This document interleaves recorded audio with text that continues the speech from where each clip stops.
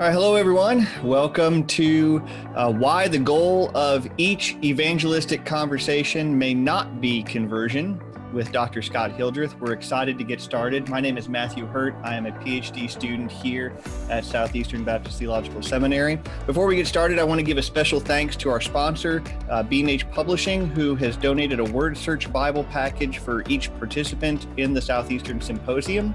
I also want to take a moment and promote the MDiv in International Church Planning, or the 2+2 program here at Southeastern. Our MDiv program has a strong core curriculum to equip our students biblically, theologically, and practically for their current and future ministries.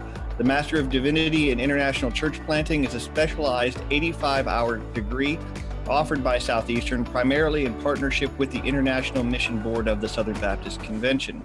This track combines a campus-based curriculum with a term of field service where academics are applied in an international church planting context.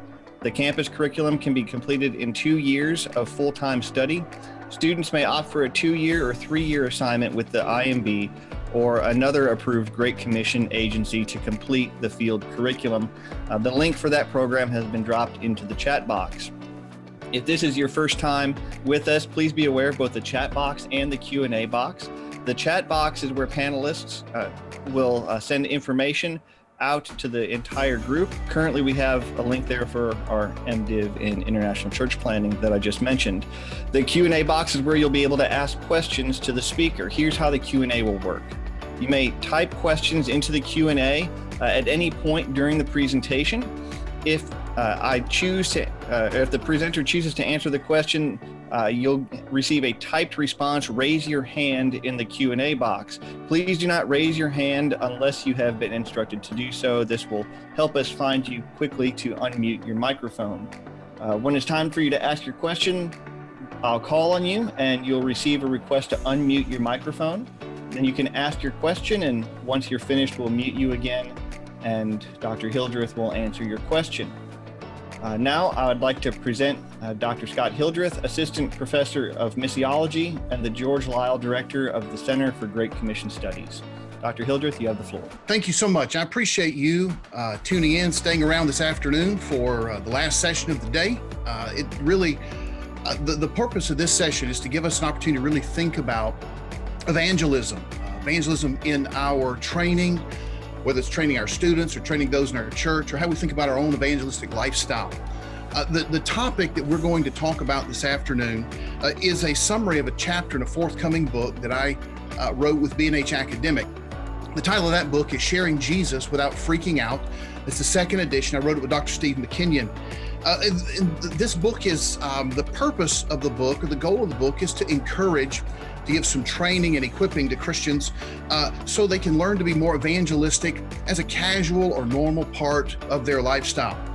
The fact of the matter is that Christians doing evangelism ought to be a normal activity. If you read the New Testament, we don't find any examples of Christians who aren't verbal about their faith or not actively sharing their faith with those around them. However, statistics show us today that most Christians never share their faith. In fact, in 2019, a Lifeway research showed that 55% of all the respondents said they had not shared Christ with anyone in the past 6 months.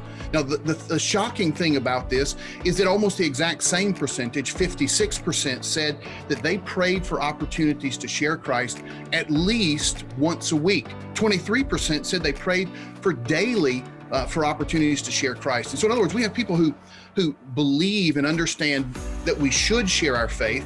We want to share our faith. We have people in our churches, our students, even we ourselves want to be more evangelistic. We ask God for opportunities to be evangelistic.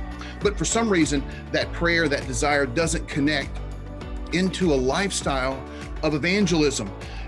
After years of teaching and training people on evangelism, one of the things that I've come to see and understand is that a primary barrier to evangelism can be summed up in the word fear.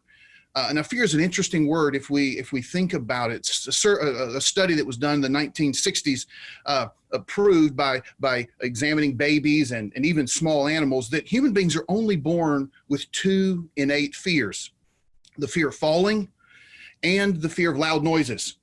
the fact of the matter is that neither one of those keep us from sharing our faith. So every fear that we have that would stop us from sharing our faith are actually fears that we learn, or fears that develop over time. There's the fear, for example, of public speaking.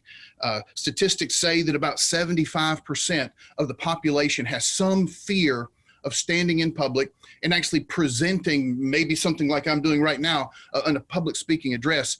Now, some are more severe than others, but this fear of public speaking, when we view evangelism as giving a speech or giving some type of lecture, there's a fear that stops us from doing that.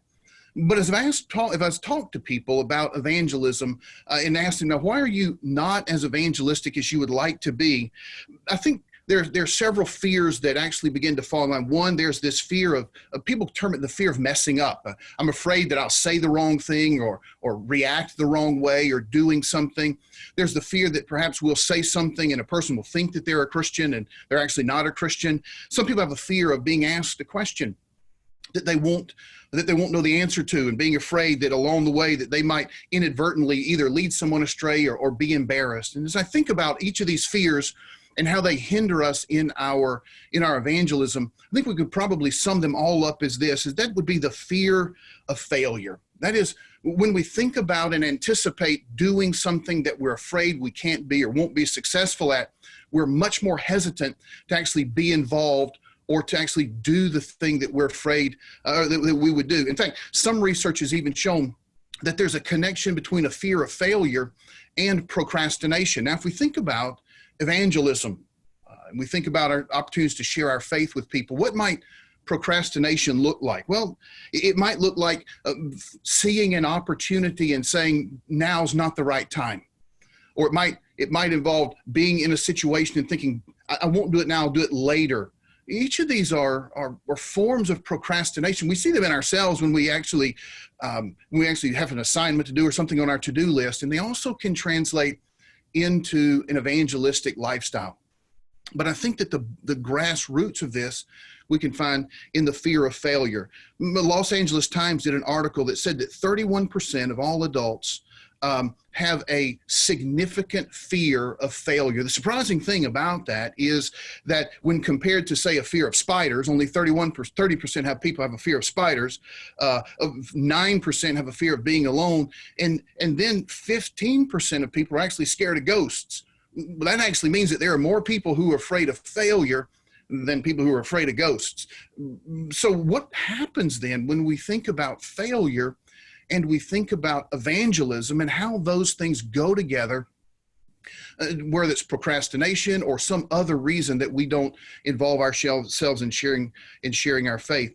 You know, nearly all resources that deal with failure as a reason for not pursuing goals or a reason for not setting goals and pursuing objectives, whether it's psychology or self-help or productivity gurus, say that you can overcome your fear of failure and begin to achieve goals and begin to overcome obstacles if we can redefine success, if we can redefine failure, and if we can redefine the task at hand. And that really is the objective of this talk. How can we, or is it possible to define success and failure as we redefine this thing that is the evangelistic conversation?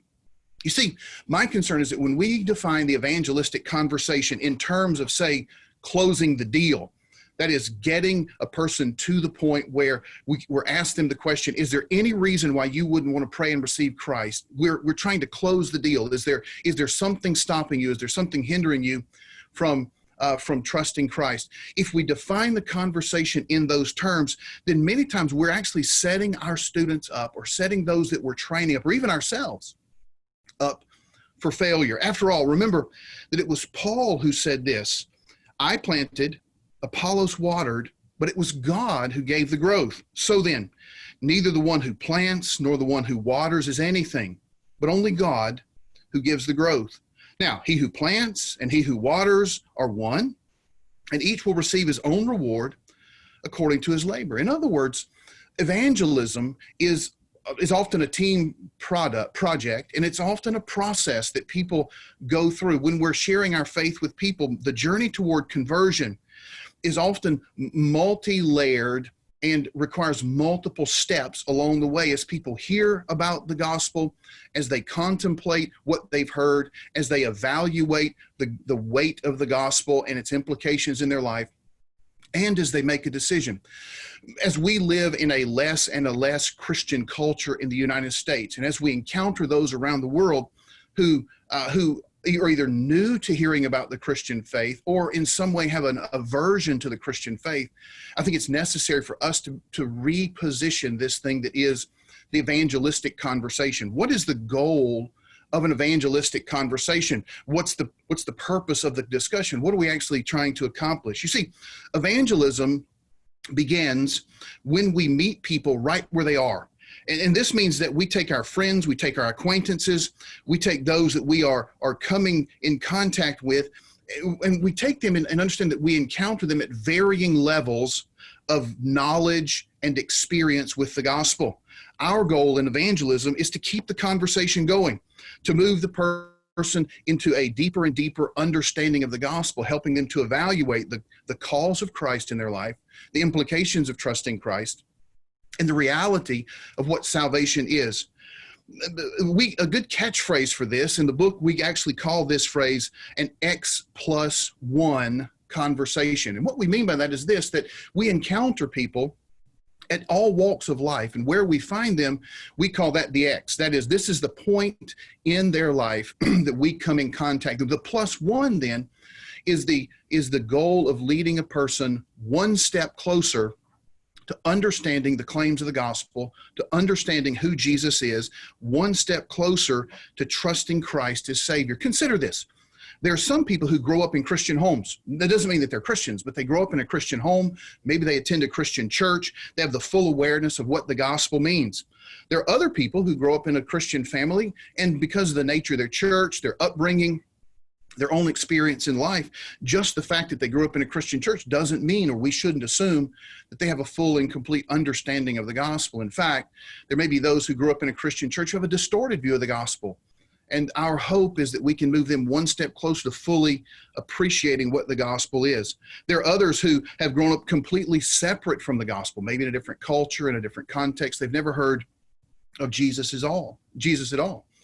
So all of this is to say that it's important to remember that when we encounter people in our conversations, we encounter them at various stages of the spectrum of knowledge of what it means to be a Christian. Our task then as the evangelist is to help the conversation move along the spectrum of faith. We want to help people place their faith in Jesus, but we also have to appreciate that people come into our lives and we come into their lives at varying stages of their walk with Jesus. Do me a favor, if you will. If you would imagine a line, a number line maybe, where at one end of the number line we could have a number like -10, and at the end of this line we could call this no knowledge of Christ at all.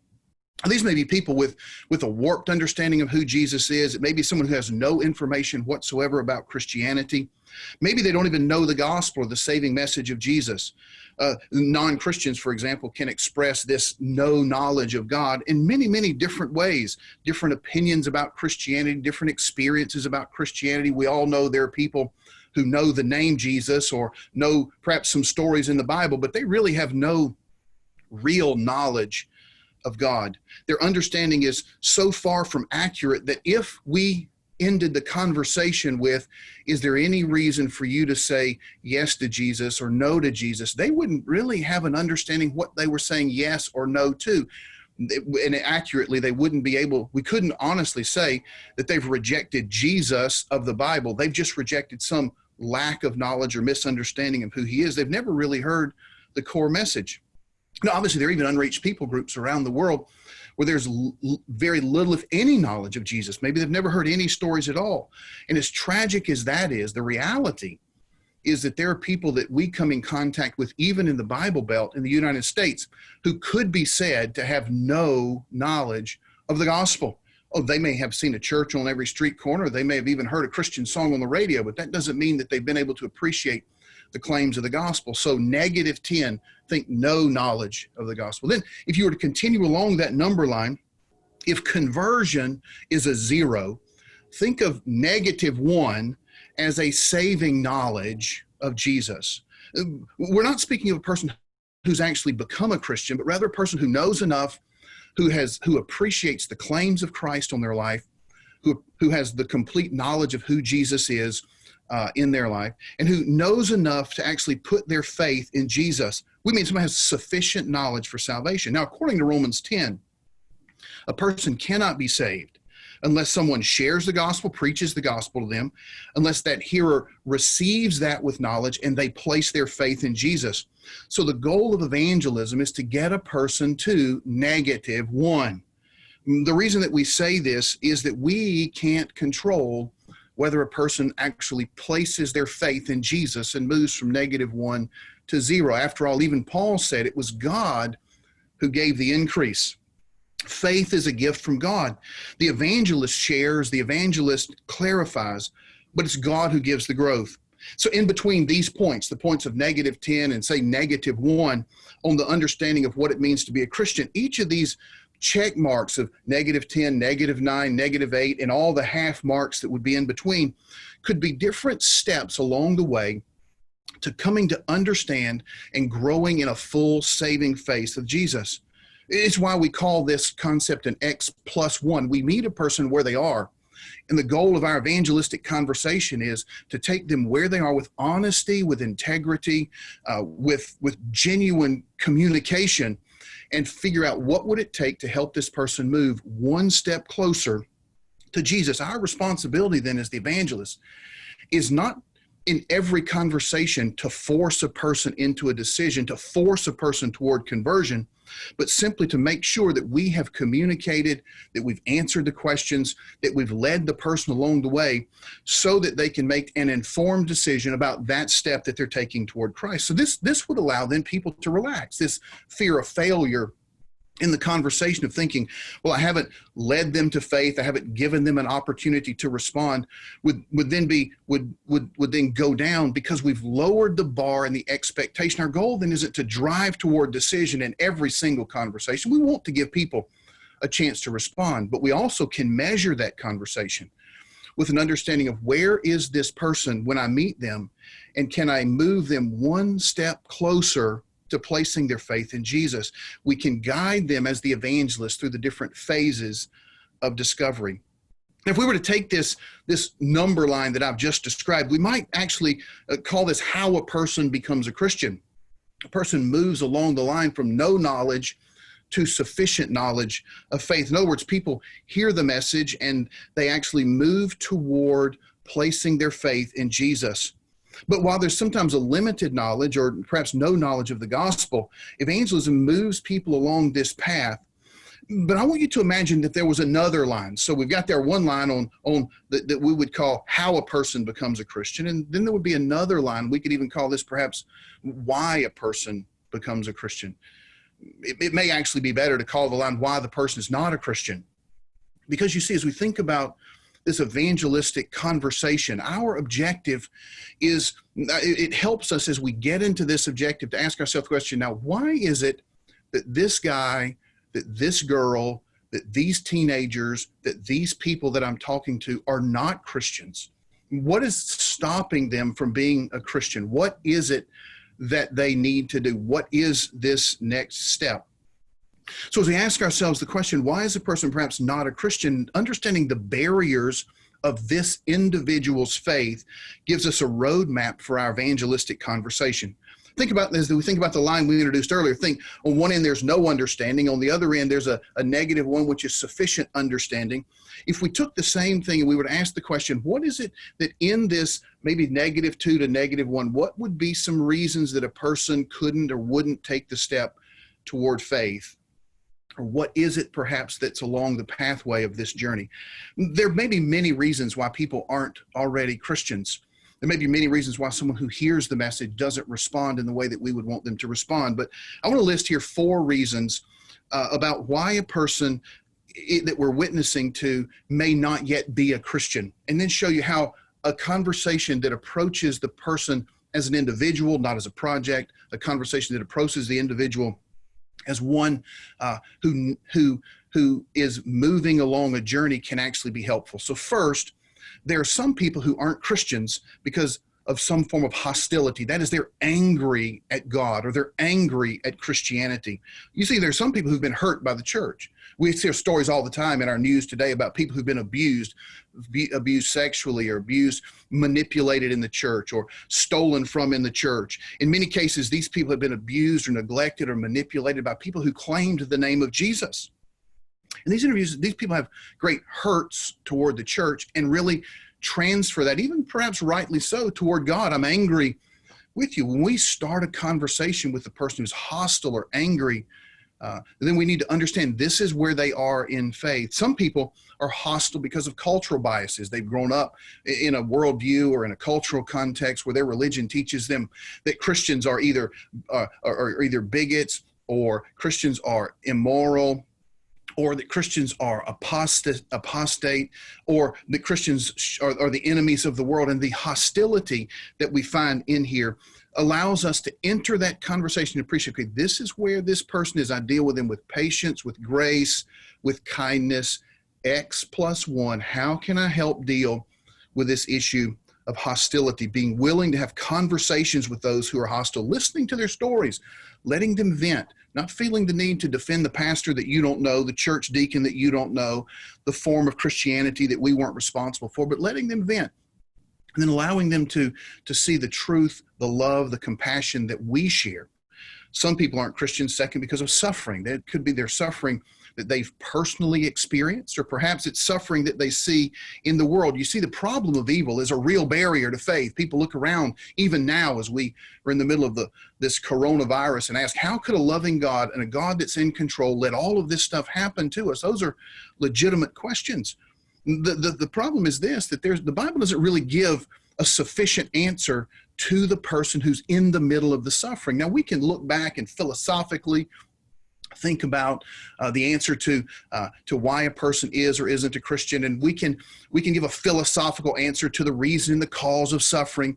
But for a person in the middle of suffering, the Bible doesn't give this answer that suffices. What it does give is a person like you and me, filled with the Holy Spirit, who enters their life for the purpose of being the salve, the balm, the comforting presence of the Spirit of God in their life. It gives us a chance through our personal testimonies to share the comfort that God has given us. Think of what Paul says in 1 Corinthians, that we have a God of all comfort who comforts us in our time of affliction so that we can comfort other people. So even when the philosophical arguments and the theological arguments don't satisfy, the X+1 might be entering into a person's life in their suffering, meeting people in their need and treating their suffering and their questions with genuine concern, compassion, being able to communicate the good news in the midst of suffering and demonstrating this is what God has done for me. But a person who's hurting may not be ready to close the gap for conversion, but we move one step closer when we show that the God that you question is actually a loving God. The God that you question is actually in control. Let me tell you the difference that it's made in my life. Third, there's some who are not Christians because they've chosen to reject or to refuse the gospel. Some people know the gospel really well, and they still prefer to worship another God. They understand the Christian message, and they prefer to live in sin. They choose their pet sin or their choice way of living apart from God. And these people are not necessarily hostile to the gospel. They just don't have any desire to change. They've chosen to embrace a lifestyle that's different from the story and the gospel story. As we enter into these people's lives, the X+1, our goal then in these conversations is to show the reality of the world, perhaps the penalty of sin. God's given us a story, my testimony, your testimony of what life is like apart from God. And we can let the person decide, but let them look into the mirror perhaps and say, look, this is what life looks like apart from God.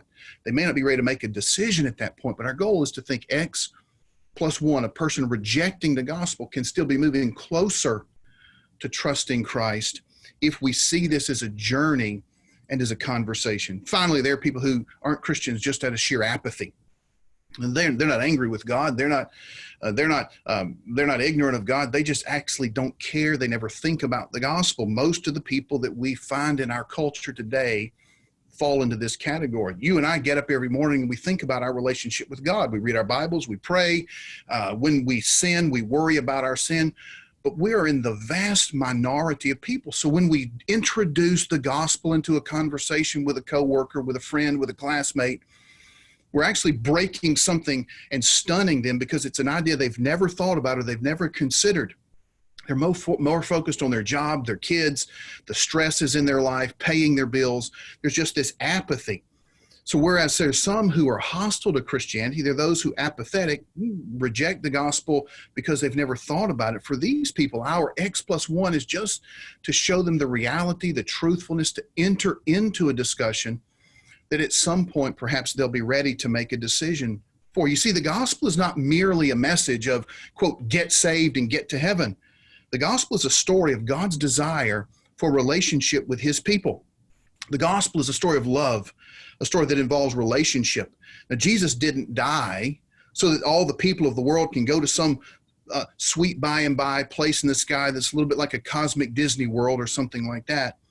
Jesus died so that people could know him and could be fully known by him, so that they could accept him and so that we could have hope in this world and in the world that is to come.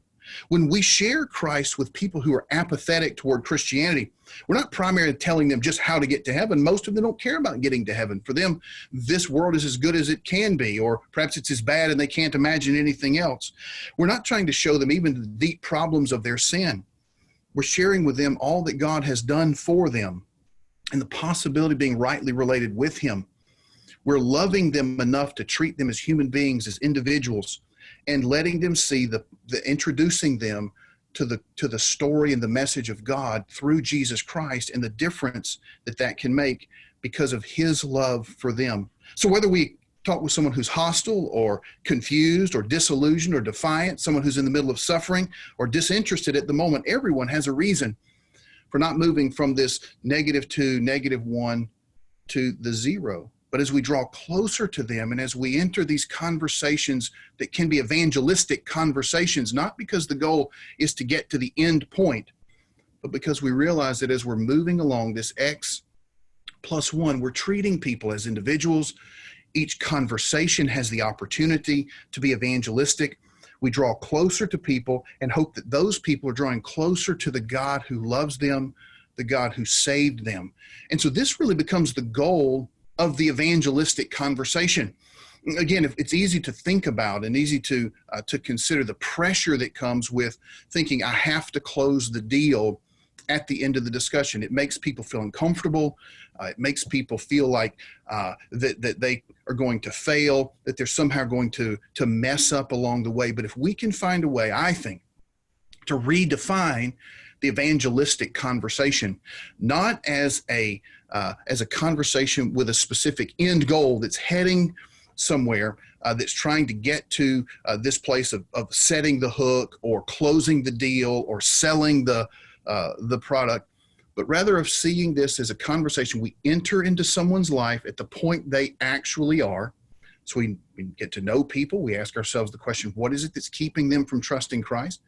Understanding their barriers to the gospel, their concerns about the gospel, give us a strategy for how to direct the conversation, not to is there any reason that you wouldn't trust Christ right now, but how can I take you this one step closer addressing this one question? Understanding that our conversations with people are not our sole responsibility. God has the church in the world. And God loves people. And so God sends his people into relationship with the lost that are around us. So collectively and in partnership together, we can help people move along this saving path toward a saving faith in Jesus Christ. Remember the words of Paul. I watered, I sowed, Apollos watered, but it's God who gives the growth. And this is the world that we live in. It's a process, it's a journey, it's a partnership.